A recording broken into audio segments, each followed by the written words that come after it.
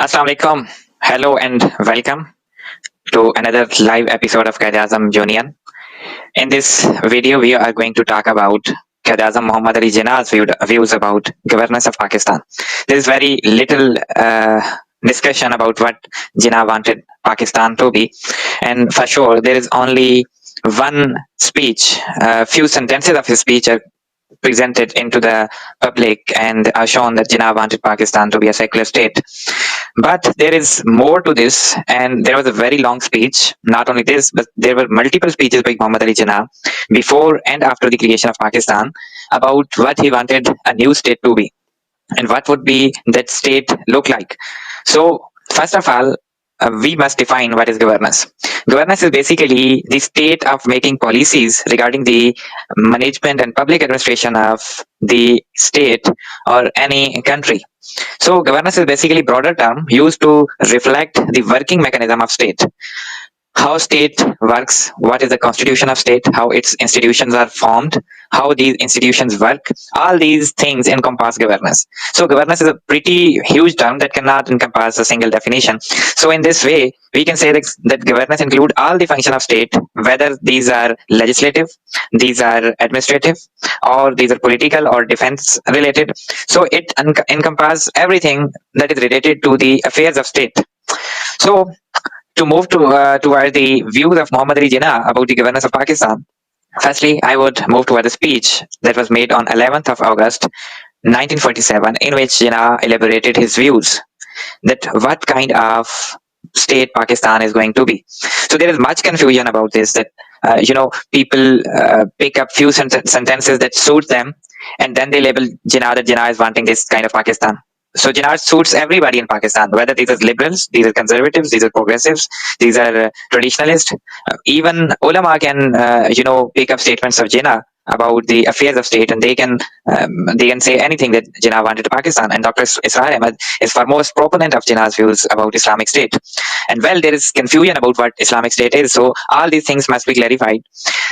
Islamic State doesn't mean a theocratic state. First and foremost thing is this, that Islamic State has nothing to do with theocracy. What comes around the mind of these ulama is pretty misconceptions that Islamic State means state ruled by religious leaders. This is not an Islamic state. Even the most of the pious and most brilliant statesmen in Islamic history were never the religious leaders. You can see many examples. Umar was not very well versed in religion. He managed states very efficiently. He was one of the most greatest statesmen of his time. Similarly, there were many others. Saudi Ayyubi wasn't a religious man. He doesn't knew the Sharia. He doesn't knew the full in-depth knowledge of Sharia. In fact, he was a pious man, but he was not a religious scholar. There were multiple examples. Sultan Mehmed II, who conquered Constantinople, he wasn't a religious man. In fact, he liked to read history, and we can say him a great historian rather than a religious scholar. So there were multiple examples that these states who we want to copy were never the states ruled by religious scholars. And to quote here, one of the brilliant example is modern day Saudi Arabia. Mohammed bin Salman is a brilliant statesman. For sure, he is autocratic. That's up to him. Saudi Arabia always, all these things, environment, the nature of people, all these things affect the mentality of people, and that's why it's the nature that defines what kind of state that's going to be. And Pakistan, Saudi Arabia, and all these countries who lie in these temperate zones are always under the rulers who were autocratic, because the nature of people demands an autocratic ruler. Now, first of all, what Jinnah thought about Pakistan to be and what type of constitution he wanted. To quote his speech on 11th August 1947, Jinnah elaborated his general concept about Pakistan. He says that he addresses the Parliament Constituent Assembly at that time, and he addresses them in a very cool and calm composure and asks them to realize what they are going to be. He says that you are the sovereign legislative body, you are going to make a constitution, and you are going to work as a federal legislator. And remember that you are only sovereign body. So what is sovereign body? He is referring again and again. And why he is asking them that it is your responsibility to act as a federal legislator. It's your responsibility to make laws about the country. First and foremost, Jinnah believed in an electoral democracy. He was famous supporter of parliamentary democracy. Of course, for the time being, he liked Pakistan to be central state due to certain reasons that we will discuss later. He wanted the assembly to be sovereign body and no one can intervene in the affairs of that assembly. So what Jinnah is referring here, that the people who are elected by the people, who are representing people, the representative who are elected by the people and are representing people, are the sovereign body that would act as a federal legislator. Along with that, they would make constitution, and that constitution must be approved by Constituent Assembly. Here, Jinnah is referring that only the sovereign body in the country always would be assembly of the people, elected assembly, the assembly that would be elected by the people, genuine elected by the people, not like current assembly which is elected by Form 47. No, Quaid-i-Azam was referring to the assembly that would be elected by the people, and these representatives then would define the constitution of Pakistan. They would act as a sovereign of Pakistan, and no one is going to interfere in the affairs of Constituent Assembly. First and foremost, views of Jinnah on the governance can be taken as that Jinnah considered National Assembly to be sovereign body of the country. And this assembly has a right to make laws for the country, not any other institution. This was the first principle of Muhammad Ali Jinnah about governance, that governance policies would always be made by elected representatives of the people. No other institution, whether bureaucratic, military, or any kind of institution working in Pakistan, would not interfere in the affairs of this assembly. And apart from that, there is another quotation from the speech that, look, you are free to go to your temples, you are free to go to your mosque, you are free to go to anywhere where you want to go. That has nothing to do with the business of state. And in the course of time, you will see that Hindus will cease to be Hindus, Muslims would cease to be Muslims, not in a personal sense, but as a citizen of state. So this is claimed to be a secular statement. That's absolute nonsense in the interpretation that Jinnah was referring to a country that would be secular and there would be no Islamic law and there would be no Islamic principles. That is absolute nonsense. I would refer here to the speech of Holy Prophet at the time of Khutbah Hijjatul Wada, the last sermon by the Holy Prophet, in which he said that if you are going to negate the rights of other people, I would be against you. There is another hadith, if you are going to tease minorities, you will find Holy Prophet against them on the day of judgment. So Jinnah's speech isn't liberal. It's firmly rooted in Islamic principle of equality and fraternity and respect for minorities. Jinnah didn't say that, look, we are going to be a secular state with no religion. He didn't say that. He always said that Pakistan's constitution will be based on Islamic principles. Now, if we look further toward this, what he meant by Islamic principles is again misinterpreted by the another sector of society, that are ulama. A constitution that is inspired by Islamic principle doesn't mean a theocratic or clergy-like constitution that happened in medieval Europe where church ruled the state. Because Islamic political system, Islamic religious principles are firmly rooted in equality and equal rights for people. Islam is religion for all people, not for Muslim. Islam is for all people. Holy Prophet was Rahmatul Alamin. He was for all the humanity. So Islamic laws gave equality, protection, and all the rights that citizens need to anybody and everybody. Now, one must look that Pakistan thinks that, there is another misinterpretation that we think that Islamic principles mean amputation of hand or killing person when he hurts other. This penal interpretation of Islam is highly wrong.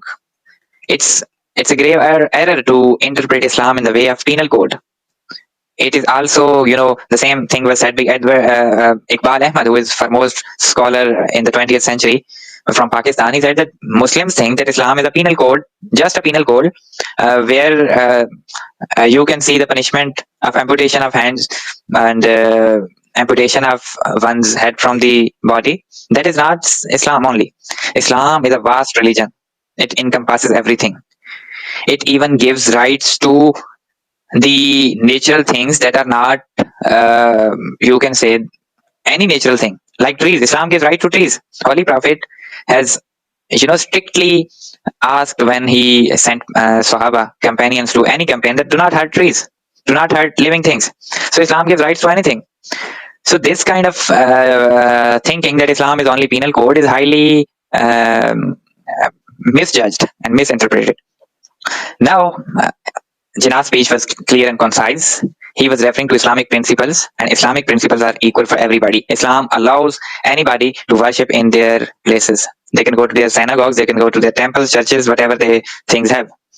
Even a Christian missionary mission came to Holy Prophet, and Holy Prophet allowed them to perform their religious rituals in Masjid Nabi. So there is no restriction on minorities in Islamic State to perform their whatever religious duties are. So Jinnah was accurate. He was referring to Islamic State that was inspired from the principles of Quran, Sunnah, and Holy Prophet. And there is no need to misinterpret it in the way that Quaid-i-Azam was referring to Pakistan, that would be secular like Western countries, where there would be no kind of morality, ethics, and all those stuff. Now we move toward another system which Jinnah firmly believed that this would protect the state of order, the state of Pakistan. He liked the system of British bureaucracy, and he was the foremost proponent of inclusion of Indians into British bureaucracy. Jinnah was the first person to call out British that you have to conduct examination in India because India have negligible representation in Indian administrative services in 1916, I guess. So Jinnah was the first one to call British to include Indians in the Indian civil services.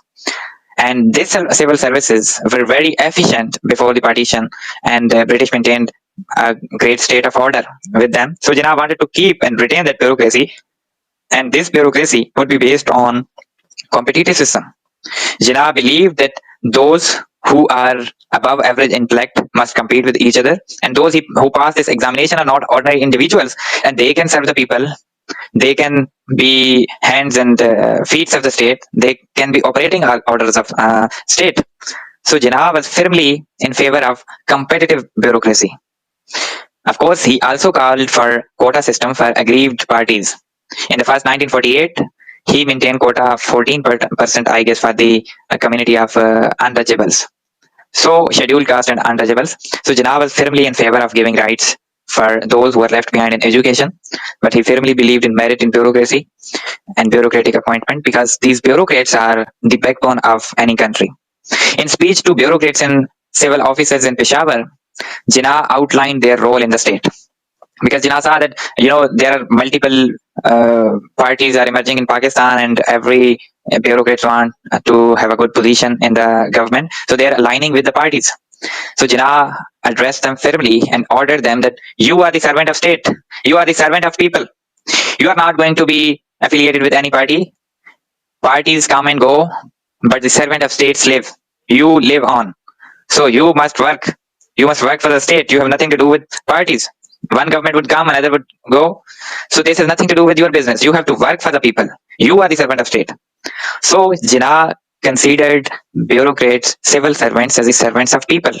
But now we are looking at everyone who becomes part of civilian bureaucracy becomes a ruler of the state rather than servant of state. So this is against Jinnah's principle. One must read what Jinnah wanted civil servants to be. He wanted them to be the servants of people. He didn't want them to be part of party politics that now every major civil servant is, for the promotion, for the better placement, for the better transfers and etc. So Jinnah was very firm. He had very firm conviction that civil servants are backbone of state and they must not intervene in political affairs, and politics vice versa should not intervene in bureaucratic affairs. Apart from that, Jinnah also addressed the defense officials, and his address to defense officials were very, very important. At Quetta Staff College, when he addressed the officers, a few of the officers which he met, he said that I have met few officials and I have noticed that they don't know the importance of constitution. They don't know the sanctity of constitution. So I must remind you that you have taken oath to Constitution of Pakistan, and you don't know what oath you have taken. And I have seen them, a few officers, that they didn't realize the significance of this oath. So let me remind you what is a constitution. So he then reads their oath and tells them that you have nothing to do with politics. You are the servants of government, and orders would not come from some military authority. Orders would come from government officials. Without the permission of executive head, that is Governor General, you are not going to take any action. So he made them clear that if your senior officials want them to do something that is against the constitution, you must wait for the order of executive head. governor general, modern day prime minister or president. So Jinnah clarified to defense institutions that there would be civilian supremacy in Pakistan. The civilian people, civilian administrators, civilian government that would be elected by the people through general election and would form the government would be executive of the state, and you have to abide by their orders. So Jinnah was very firm in his belief that armed forces are an important part of state, but state should be run by civilian officials. That was another principle of Jinnah about governance. Now, when we come toward a very important factor of women that has been neglected by our state leaders, what Jinnah thought of women. First, he was living example of woman equality. Wherever he went, he has carried his sister with him. And he showed to the world, he showed to the people of Pakistan that look, women are not going to sit in their homes. Women are going to play an important role. And he said at one place that how can you expect a country to progress when half of their population sits home? So that's a genuine thing, that if women are not going to work, obviously half of humanity if doesn't work, that would be consequences for state and its people.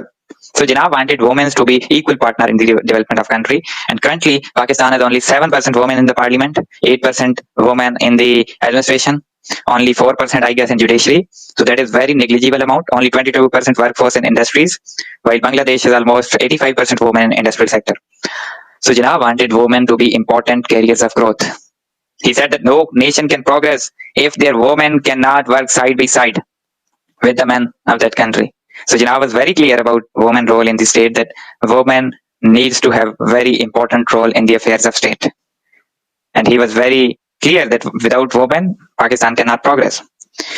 So apart from that, another view is of Jinnah about Pakistan, that what kind of constitution Pakistan would have. This is very debatable issue. Still, scholars on Jinnah debate that he wanted presidential system. Some say he wanted parliamentary system. But we must look at the history of Muhammad Ali Jinnah, that what kind of system, even if he wanted, what kind of system that would be. First and foremost, in pre-partition India, Jinnah was the foremost proponent of provincial autonomy. Provincial autonomy at that time meant the subjection of the powers of provinces to themselves, not to center. They must be autonomous from center, and center should have limited role in provinces except for foreign affairs, defense and currency. And therefore, provincial autonomy was a basic feature Jinnah agreed upon the cabinet mission plan in 1946. Now, some people interpret that Jinnah was foremost proponent of provincial autonomy, but they forget to look at the other dynamics, that in pre-partition India and in cabinet mission, Jinnah was foremost proponent of provincial autonomy to get rid of the yoke of Hindus. Because in centrally organized India, Muslim would be subjected to second-rate citizens. And in central government, there would always be majority of Hindus. That's why Jinnah opposed the powers to center. Because if there would be provincial autonomy, the provinces where there is Muslim majority would be free to exercise the powers in their domain without the dominance of Hindus. Now in Pakistan, when he came to Pakistan was going to be a brilliant state. If he had made constitution, of course, that would have been very brilliant constitution. We doesn't know what he proposed, but something has been seen in Jinnah's 1 year career as a statesman of Pakistan. First and foremost, Pakistan was going to be a state that was going to play a major role in international affairs, and that state should have all powers. And in that case, Jinnah clearly mentioned that those who are favoring the provincialism are the enemies of Pakistan, because now we have created a state. We are free from Hindus. There is no distinction between us. There is no Sindhi, there is no Punjabi, there is no Pathan, there is no Baloch, there is no Bengali. In the course of time, we are all citizens of Pakistan. So on the basis of same religion, we have no distinction. So in that case, he wanted a strong center, because the strong center would prevent the hegemony of India, would prevent the threats from India, and it would create a unified state with a single citizenship. That's why at that time Jinnah exercised power as a governor general when cabinet convention given him all authorities, and then called him Shahenshah of Pakistan. So he acted like an emperor, benevolent emperor, and I guess he wanted to have a system where center would have more powers over provinces. Not full powers, but more powers. and provinces would have powers, because without grassroots powers, no nation can progress. So Jinnah thought that if provinces have powers for the governance of local unit, that is fine. Overall, he wanted a strong center. This is another thing that Jinnah wanted about Pakistan's governance. Now we have seen the ideas of Muhammad Ali Jinnah about governance, about Pakistan. What can be done now?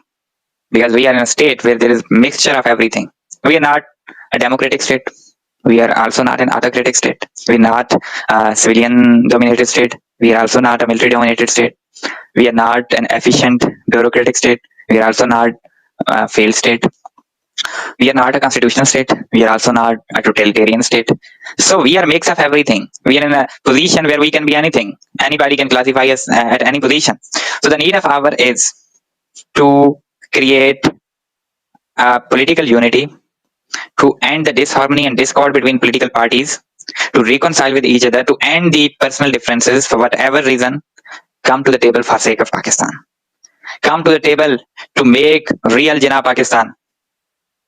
Forget whatever has been done to Pakistan. Forget who has done what to Pakistan. Forget who is going to do what for Pakistan. Just come and sit, reconcile with each other, define the future of Pakistan, and make a unity government for future of Pakistan. Because without political unity, we are not going to progress. We're not going to develop.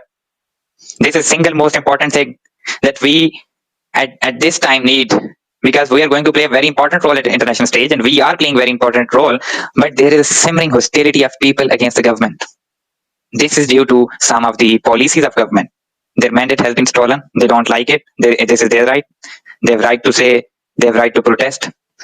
So to reconcile people, all those leaders who has been jailed must be released, and they have also responsibility. Just for the sake of Pakistan, for the sake of people, forget what has been done to you, and come to the table, talk about issues, and make long-term plan for Pakistan. We are approaching a centenary of Pakistan, just 20 years away. Make 10 to 15-year plan that we are going to make Pakistan a 1 trillion economy in the next decade, and we can. We are still at 410 billion, and we can move gradually toward 1 trillion. So there is grave need for politicians to come to the table for Jinnah's Pakistan. Without coming to the table, discussing the issues, forgetting the political differences, uniting against the enemies of terrorism, the enemy of India, uniting for people of Kashmir, uniting against the oppression that has been caused in the Middle East, would only make Pakistan stronger. Without political unity, we cannot bring economic progress. That's why it is need of hour to heed to Jinnah's advices on the governance, to create a constitutional government, to create a civilian bureaucratic setup that is competitive, to create a system of merit and meritocracy, to bring the government that is elected by the people, to allow political freedom, to create a strong center, and create a single identity that is Pakistani, and end the seeds of provincialism. To create a strong Pakistan, we also need to act firmly against terrorism. Whoever is responsible for terrorism, now is the time to act. We have lost many lives. 92,000 people have been lost.